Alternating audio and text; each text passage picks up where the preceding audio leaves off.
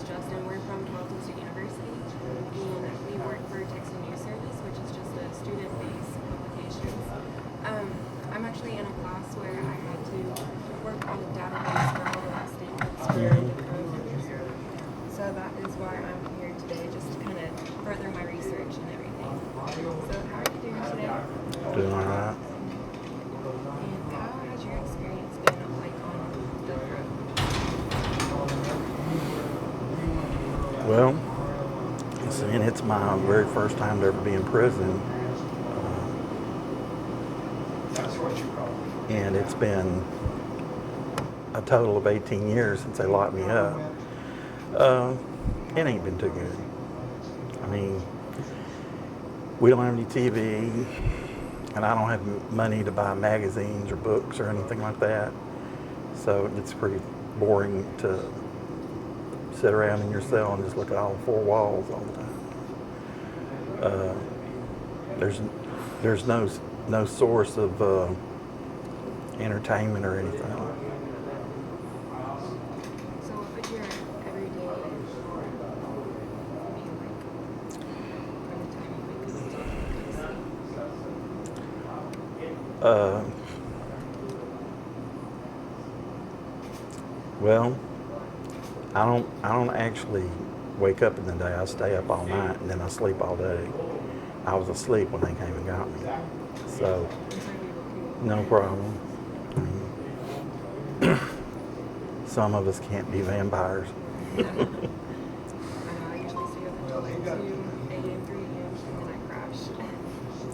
Well, for me, it's I wake up sometimes about between 10 and 11.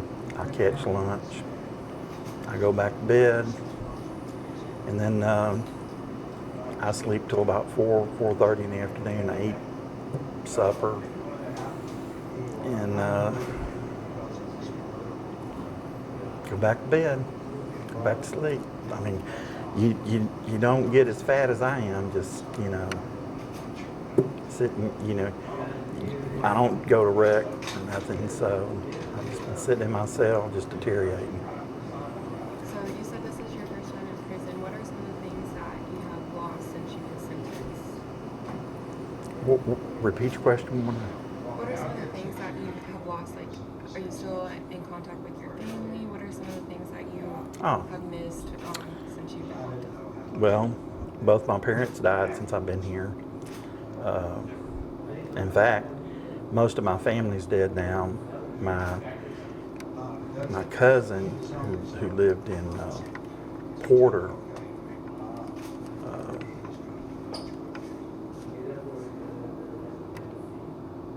she just recently died in August, around August 6th.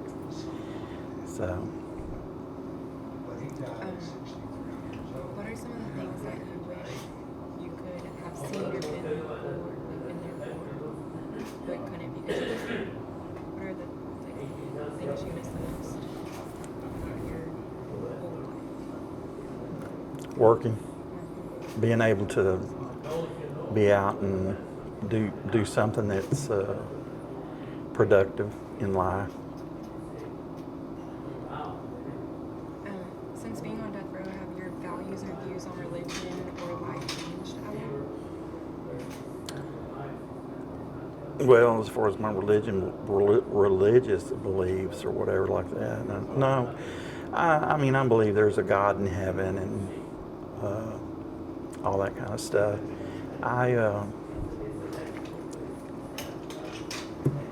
I've read the Bible 3 times since I've been here, front to back. I pretty much know what it's all about. And pretty much giving myself over to the Lord, as far as trying to do what's right and make my life right before my time is up. And you are actually going to be executed in less than 4 months. How is that impacting you, knowing that your time is almost up and that you could go free or you could be back with your family again? Well, there's a lot of people that I'd like to see that, it's kind of funny being up here because Been here 18 years. Nobody's bothered to come up here and see me. I get a date, and all of a sudden, everybody wants to come see you. All your, you know, people from years ago that you haven't seen now they're wanting to come up here. You know, hey, put me on your visitors list. Well, you can't put anybody on your visitors list until 14 days out from your execution. They won't let you change your visitors list. So it's really, that's kind of messed up in my opinion. I mean, they need to change that. Yeah. I mean, I understand that the victim's family and all that kind of stuff, they aren't getting to see all these people that I killed. And they don't feel that it's right that I should be able to see whoever I want to see either.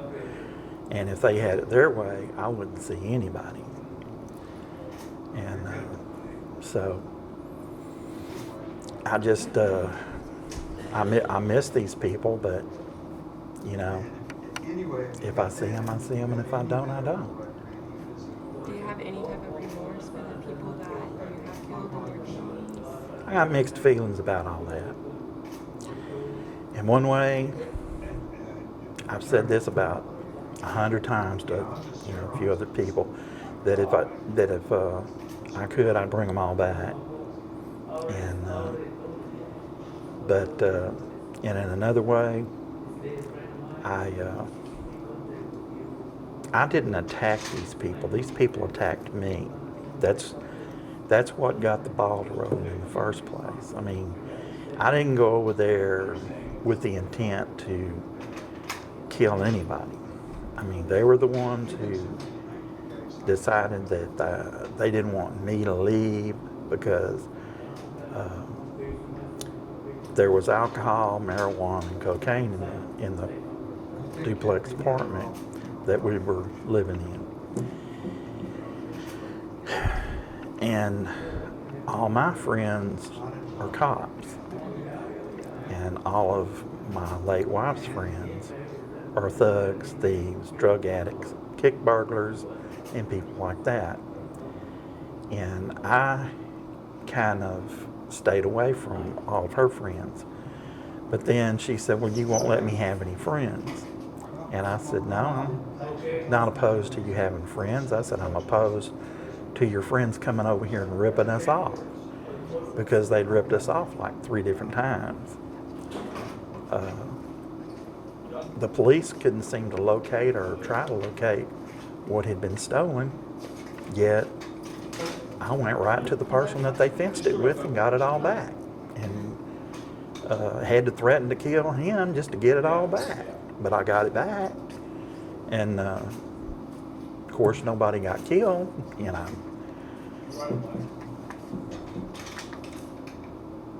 But those are the type of people that her friends were, you know, and most of my cop friends told me, hey, I've done the same thing.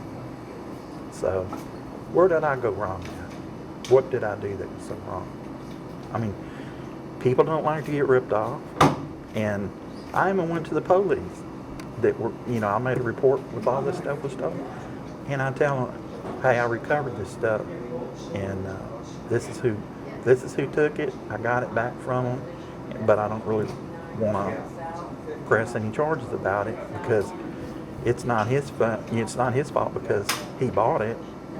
It's their fault because they stole it. And the funny part of all that is, they never would come around me, but they'd always come around her. So. Why do you think that she wouldn't listen to you and allow those people to keep coming around and bringing up drugs and disrespecting you? Why do you think she did that? Because she had this feeling that I was taking her friends away from her. And I told her a number of times, I said, if you want to be with them people, then you go live with them. I said, but as far as I'm concerned, I said, those are your so-called friends. And I said, they're really not even your friends. I said, they're using you and they abuse you. The woman that she had living in the apartment with her at the time was pimping her out. I mean, believe it or not, her friend was pimping her out. And most of her friends, that's the way it was with her. I mean, don't get me wrong, she was a prostitute, you know, and Your wife or her friend? both of them. The girlfriend had been arrested for solicitation a number of times, and I didn't find out until my trial that my wife had even been arrested for solicitation and stuff. And that's bad on my part, because I should have had her background run, and if I would have found out what I knew about her, I never would have got with her. But that's my bad. So I know in previous interviews you've said that you feel like the victim, and earlier you were saying like you kind of felt like it wasn't your fault that you had killed them. So why do you believe that it wasn't your fault? Like, what were they doing to tempt you to kill them? What were some of the things they did that to you? Well, for one thing, me and Antonio Cruz had gotten into a fight, and the dude was he was just a little bitty Mexican, little fart type, dude. I mean, he wasn't big at all. He was smaller than the cameraman there was. So, and I didn't want to hurt him, so we just kind of got into a fight. He ended up with my keys, and when he ran into the house,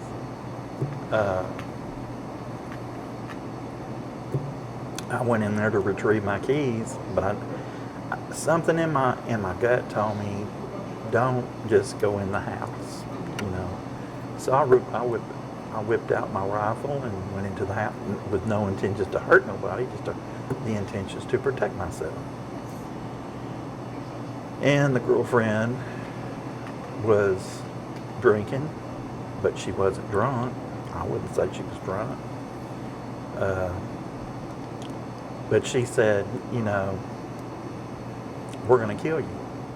We're going to kill you. We're going to put you back to your truck and drive you off, dump you off in a ditch.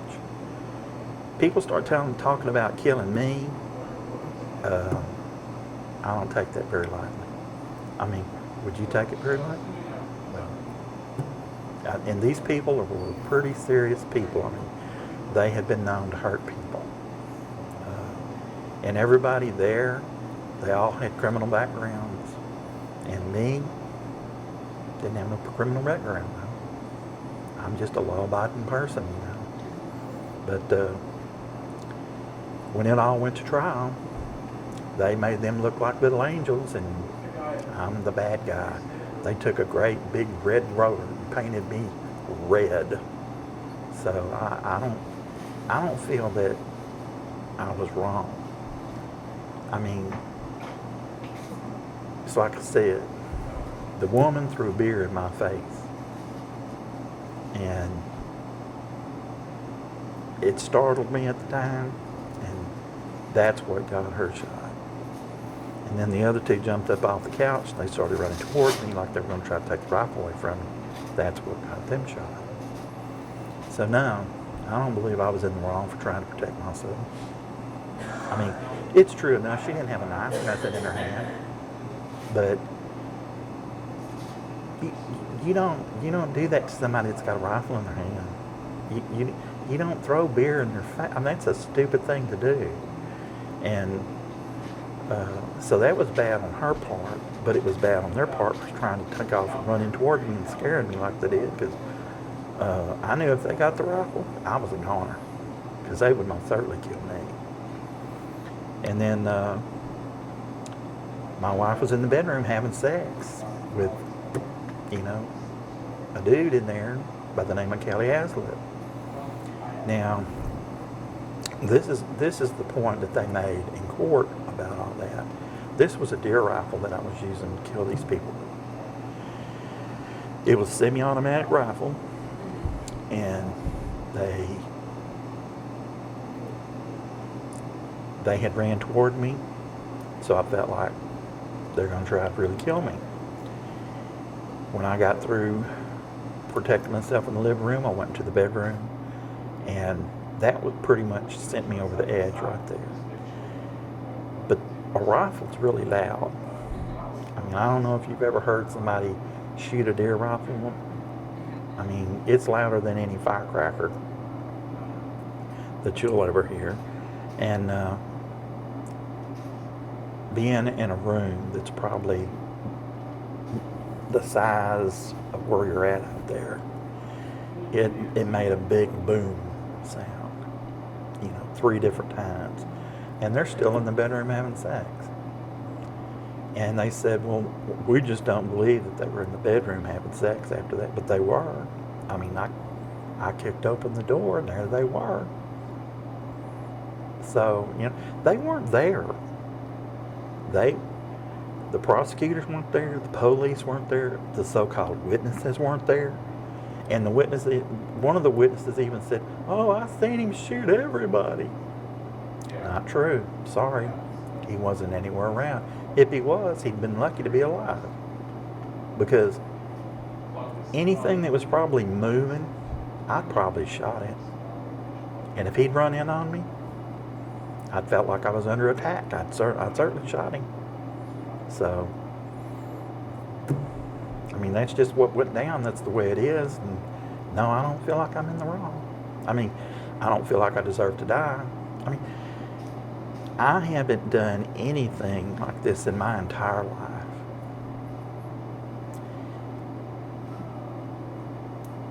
But in a way, I'm glad they gave me the death sentence, because I don't want to live in prison for the rest of my life.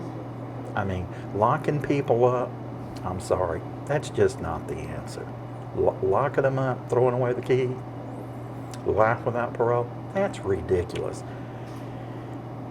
Not only are you giving them a death sentence, you're still carrying out a slow death sentence, but you are being taxed. The public's being taxed because they have to pay for all the stuff up here. Texas, them big old lights out there that they leave on on that line. Ain't no telling what their light bill is here. I bet you it's big though. And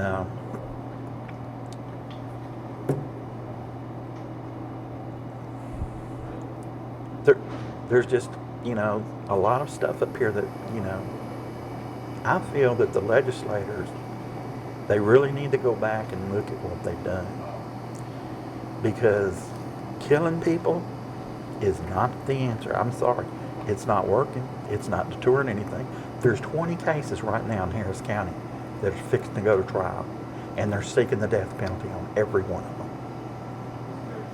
I bet you out of 20 of them, none of them go.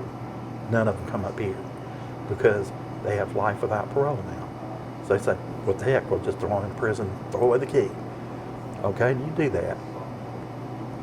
And while I'm up here, I'll eat my commissary and do whatever I need to do to pass my time. And then you can pay for my lights and my jumpsuits and covers and sheets and socks, and you can pay for all that stuff because that's that's tax dollars right there. You can pay for all my medical, and they say we get such great medical up here. We get so great, wonderful medical treatment. It's like take an aspirin today and call me next week. That's the way they treat us up here. We don't get to have any type of narcotic. They won't give us any type of narcotic because they feel like we're all drug addicts up here. I didn't take drugs in the world. Why should I take drugs up here? I didn't sell them in the world, so why should I sell them up here? Again, I was a law-abiding, individual. Didn't break the law. All I did was go back and forth to work, sleep, go back and forth to work. I worked my butt off out there. And this is what I get. no consideration that I was a law-abiding person and that I hadn't gotten into this kind of serious trouble ever in my life. I didn't have any history.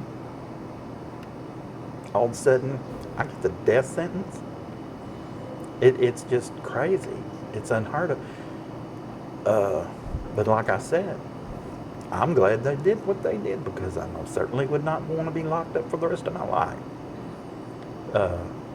To leave here and go to a general population unit, no way.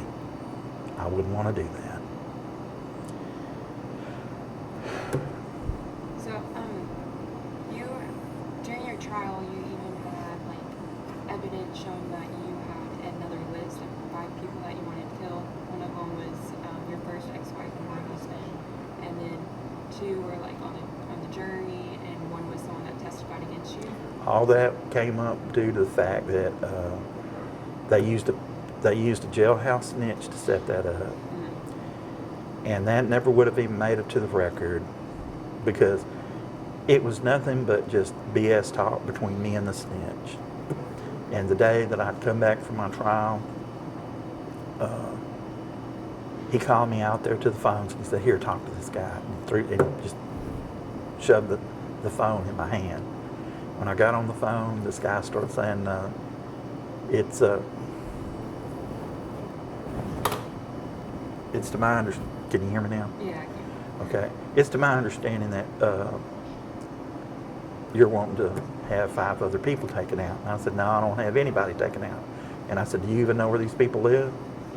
And he said, "No, but I can find them." I said, "No, you don't need to find anybody. Just, I said, that was just talk between me and Philip Jones." And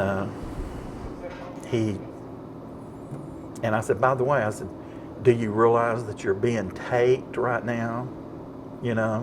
I said, all these phone calls coming in." I said, "You do realize he called you from the jail, of course." And I said, "These phone calls are being, well, I don't need to talk to you anymore." Click.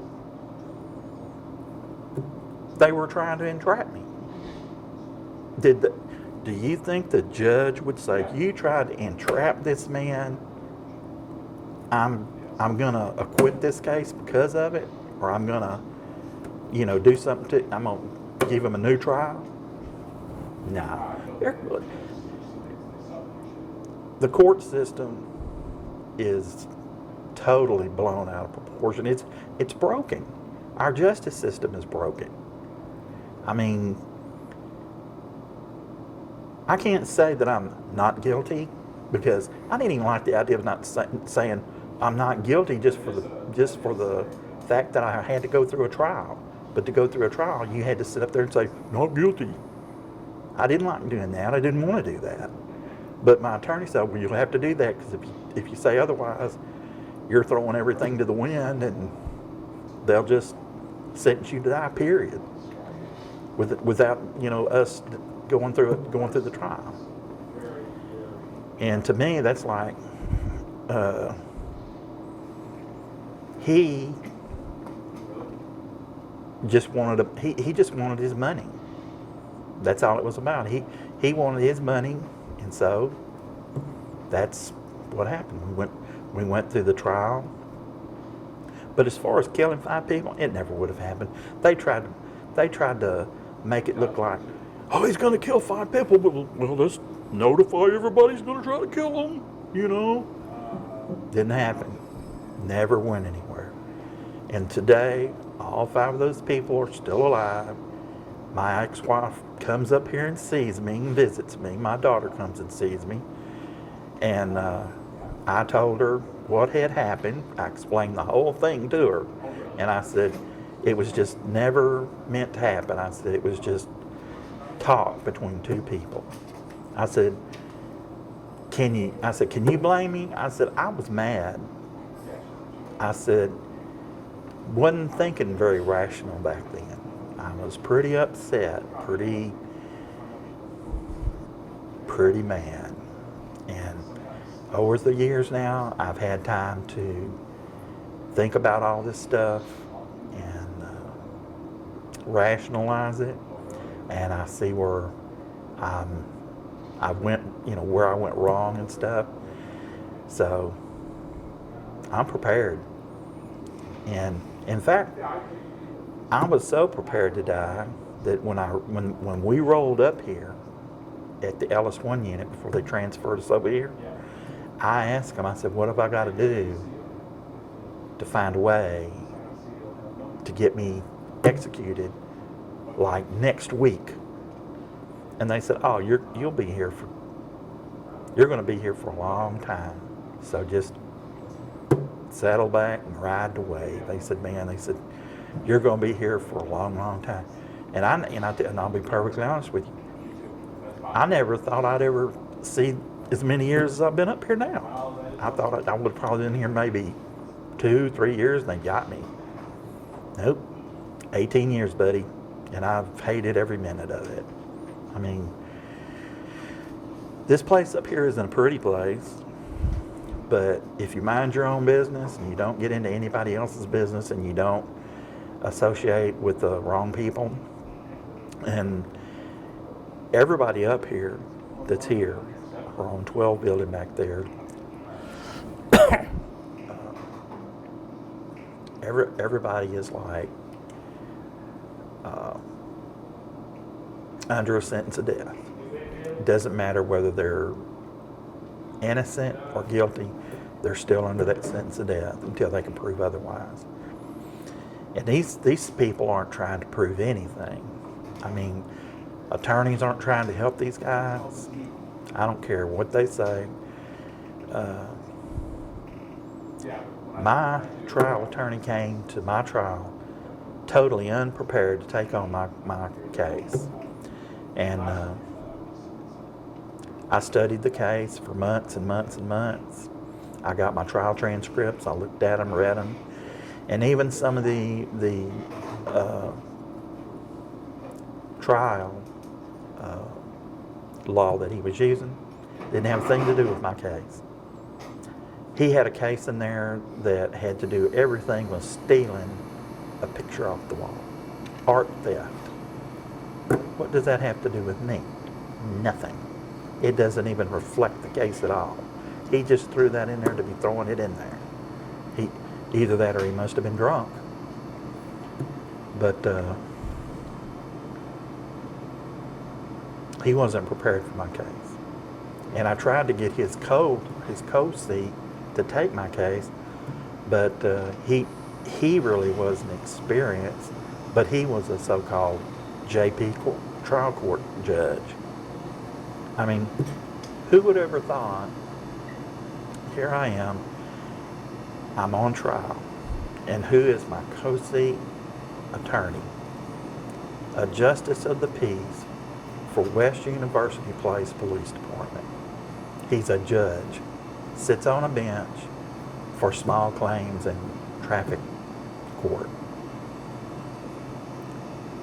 That's just not even right, period. I mean, that's like the hen watching the fox watching the hen house there, in my opinion. Then Wayne T. Hill, who was the main trial attorney, he used to be a attorney for the DA's office. He was a special attorney, and I mean, I didn't have anybody really on my side. Is what I felt like. So, I in one way, that's one of the reasons why I don't think and of course the prosecution said he's a cold-blooded killer. He's a cold-blooded, calculated killer. They use that all the time. But I'm not a cold-blooded, calculated killer. I mean, do you see any froth, dripping from my mouth? You see any blood, fangs, anything?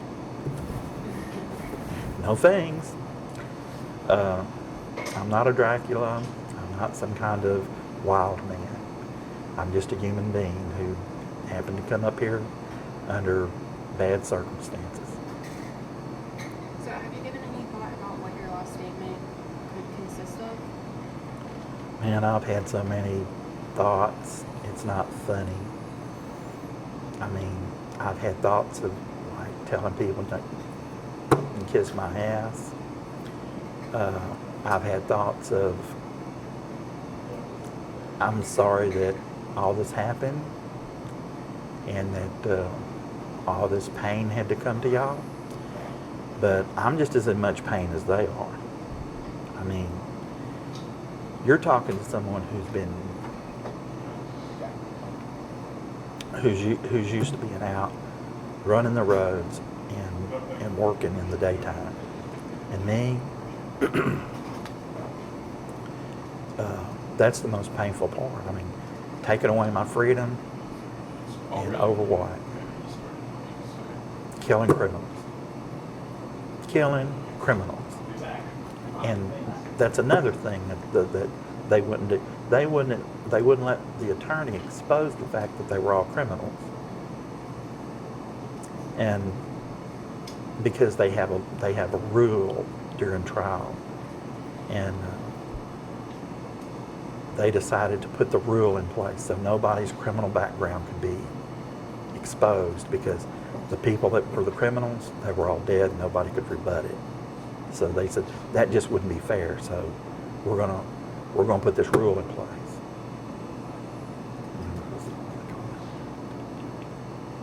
I can't remember what they call it right now, but that's what they did. Anyway, they didn't have anything on me, so they really couldn't expose anything on me except for the fact he's bad because he killed 5 people. I'm just terrible. You know, I'm not terrible. I'm not an awful person. I don't care what anybody says. I've been one of the most well-behaved people up here. There's people up here that have taken urine and made urine cocktails and dashed the guards down. There has been people up here that have spit in the guard's face. There's been people up here that have spit in the warden's face. You don't see me out there doing any of that. Most of the time when those people come to my door checking on me or saying anything to me, there's really nothing to be said. I mean, I'm sitting there quietly, patiently, waiting for my time to go by. You want to know how to fix that phone? Just take the phone from your ear and just let it unwind. Take it by the cord. Yeah, see, there you go. But I don't have anything to say to the wardens. I didn't have anything to say to the major. I got my attorney notify me August 21st that they were getting ready to sign an execution warrant on me, which I told him, I said, I'm happy it's over with. Finally, for me, it's light at the end of the tunnel, finally. I have no bad feelings for any of these people up here. You know, like, I don't want to kill the guards. I don't want to kill the major. I don't want to kill the judge. I don't want to kill anybody. Killing's been done. Killing's over with. It's time to kill me. And I've always said this, I will gladly dance to out here and back to that van and load up and go let them kill me, because I'm tired of being here. 18 years just waiting for these people to stick a needle in my arm and put me down like I'm some kind of wild animal. That's cruel. That's pretty cruel. In China, if you get the death sentence in China, they take you out the back door and shoot you in the head. That's over. It's done. It's over with. Boom. No more you. It would be just peaceful. Like, you would just get your injection and then you just feel it. I would feel like. Well, I've never been there. I've never experienced. I don't know whether it's peaceful or not. I've had other people that tell me, no, it's not peaceful. You start huffing and puffing and gasping for air and stuff like that. And if that's what happens, that's what happens. I mean, I don't know what happens. We're going to find out, though. Everybody keeps on sending me kites over here so-called notes saying, "Oh, we're praying for you, Wayne. We hope you get a stay." There's not going to be a stay because my attorney's not filing anything for me. He's not pursuing any other alternatives for me, and there are other mitigating circumstances in my trial and in my case that he could in fact bring up, but he won't. Why won't you? I asked him the same question. He just said, "Well, I have to be honest with myself and take in the fact that I have to watch my reputation." He's worried about his reputation. He's not worried about me. So do you believe that if you had a better attorney, you would have more hope and you actually want to live? Or are you just saying that you're ready to die because you know there's no change in you? I'm just saying I want to die because there's no change in the outcome here. I mean, why not want to die? Yeah. I mean, what am I supposed to do? Sit in here and say, "I don't want to die, I don't want to die, I don't want to." A lot of these guys in here, they have this big idea that they're going to go home. I got news for you. They're going to die. And my neighbor, his name is Adam Ward. I don't know what that boy did, but I will tell you this much. He's young, and I think he deserves another chance at life. I don't think they need to kill him either. But I don't know his background. And during your trial, there was one point where it says that your counsel failed to conduct a proper investigation and testing for you. Mhm. Do you think if they would have done all the testing and actually pursued everything the correct way, that you could have given another sentence? Like, you would still probably got locked up for life. Or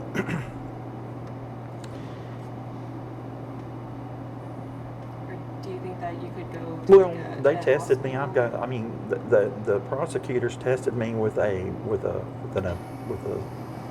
psychologist who was a low-life psychologist. His name was George Dingowski, and he tried to tell me that there was nothing wrong with me when I knew. I'm known since I've been 10 years old there was something wrong with me. I mean, I don't think like other people think. I mean, just sitting here talking to me, I mean, isn't it obvious that I don't think like everybody else thinks? I mean, I don't think I should die because I killed 5 people. I mean, I killed 5 people. Anybody else would probably say, "Yeah, I deserve to die." Not me. I don't think I deserve to die. So you would rather be on? I've got an IQ of 66. That's what I tested at. IQ 66. And here's another thing too I'll bring up. Going through my from elementary to high school, I never did any homework. I never did my classwork. And man, my teachers were highly upset with me all the time. I got my bottom paddle till it turned blue.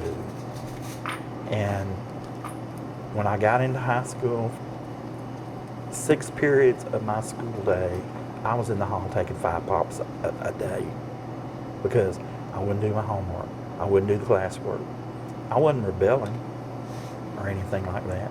It's because I didn't see what they were trying to teach me. I didn't understand it. I couldn't get my head wrapped around it. And I even asked them, I said, "Why are you teaching me something I'm never going to use in life? Why are you teaching?" I said, "I know how to read and write, you know," and they're trying to get me to learn what a noun and a pronoun is. They're trying to get me to know where to put commas in anything that I write and stuff like that. Well, that's all part of school. You got to learn that. That's part of the curriculum. Well, I never had a job to where I wrote out anything and put a comma in it. I never. But one thing that I needed that they couldn't seem to get into me was math. And I still to this very day cannot do math. But see, the fact is I'm totally 100% dependent on a calculator. That's how I add up my commissary in here. I can't just add up all my commissary in a line and add it all up. I can't do that. I have to put it all in the calculator and let the calculator figure it all out. And I don't even know if it's the right answer. The only way I know that it's the right answer by if I add it up to it 3 times and it's the same answer, I take it for granted that's the right answer and I put it down there.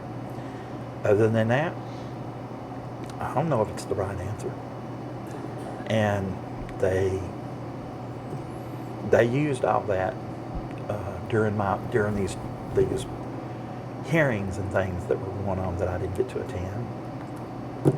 And they said, well, he's had a driver's license. He knew how to drive. I bribed the Texas Department of Public Safety trooper $100. I gave him a $100 bill. He wrote me my ticket for my license. Simple as that. Believe it or not, it's true. He did that. Later in life, I got a handgun license. I bribed for that, $85. I got it. I got a server's permit to serve alcohol, to be a bartender, which mixing alcohol should be no big deal. To me, it wouldn't. And they used all that against me. They said, well, if he can mix alcohol and he can carry around a gun and he knows the difference between right and wrong, and certainly he must because all of his friends are cops. I mean, I had such a good friend that was an HPD officer. He testified for me as a character witness in my trial. And then the DA turned right back around and wrote a letter on him to the commander-in-chief of the police department and said, oh, you should fire this man because he's working against the agency just because he testified in my court case. That's a pretty rotten thing to do to a person. But that just goes to show you how crooked and how rotten our system is. Today, my friend, he's a police chief. He works for Shepherd ISD right down the road from this prison. And we talk to each other all the time through letters. We correspond all the time. And when he told me what they did to him, it really hurt me. It brought me to tears.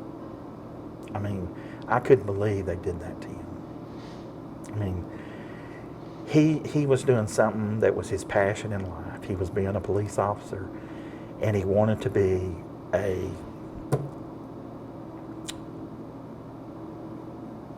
one of the guys that went out and kicked butt and kicked down doors and stuff like that, and worked for like the drug enforcement detail in the Houston Police Department. But they wouldn't let him go up the ladder because he testified in my trial. In my opinion, I ask people, just because you have a friend, and maybe I did something wrong here, it's not very good, doesn't mean that the person that testified for me is a bad person. My friend Jeff Sparks, he's a great, wonderful guy. He's a great human being. And he didn't deserve what he got, and he didn't deserve the treatment that he got. But they let him retire with his pension. He had 29 years in, and they gave him an honorable discharge. They knew what they were doing was wrong. But see, they had to go with the DA because the DA wrote a bad letter on him. Oh, the bad letter. I mean, come on.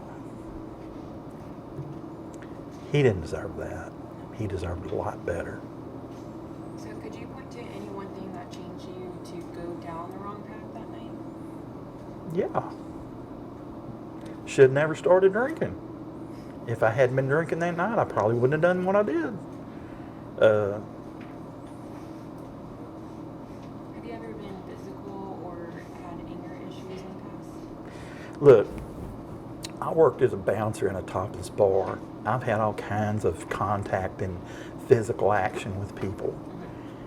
A bouncer's going to have to bump heads every once in a while. As far as having any kind of issues in my life, yeah, I've had all kinds of issues in my life. I mean, it's all public record. It should be. I mean, you people should be able to get out there and find it. Everybody else seemed to found it.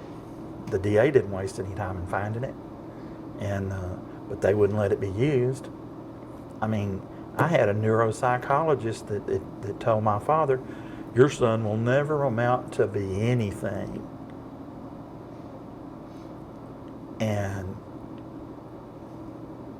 yet, I've done a lot of things in life that he said I couldn't do.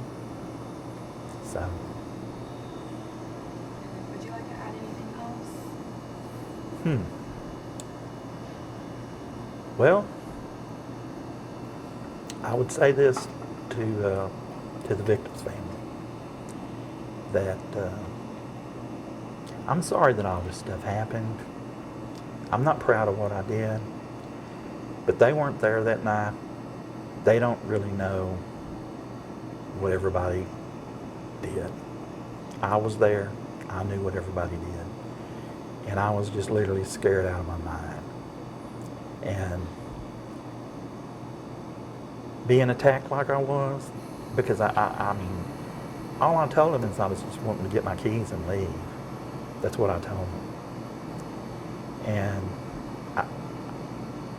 the whole idea of being over there, I feel like, was a setup, because one of the witnesses out there was heard over the 9/11 tape saying, "Don't worry about it. We have him where we got him. We got him right where we want him now. He's not going anywhere." To me, that was saying, well, the setup worked. We got him. So I feel like I'm set up. And bad things happen to people. And to be honest with you, if anything bad in life was going to happen, it was going to happen to me. That's all. I mean, that's just the way it's been in my life.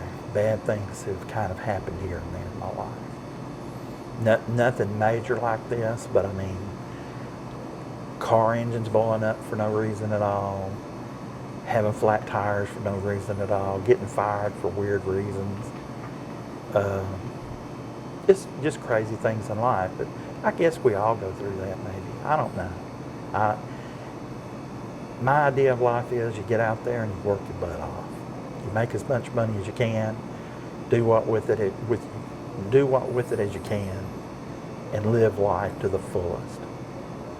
And these people set me up and detoured me by attacking me. So, but as far as the victims goes, the families, I'm sorry it happened. I wished I could bring them back. It's not going to happen, but you can always wish. And but they'll see them again later in life. You know, we all have to cross the great divide sooner or later. And when that occurs, we'll see our people.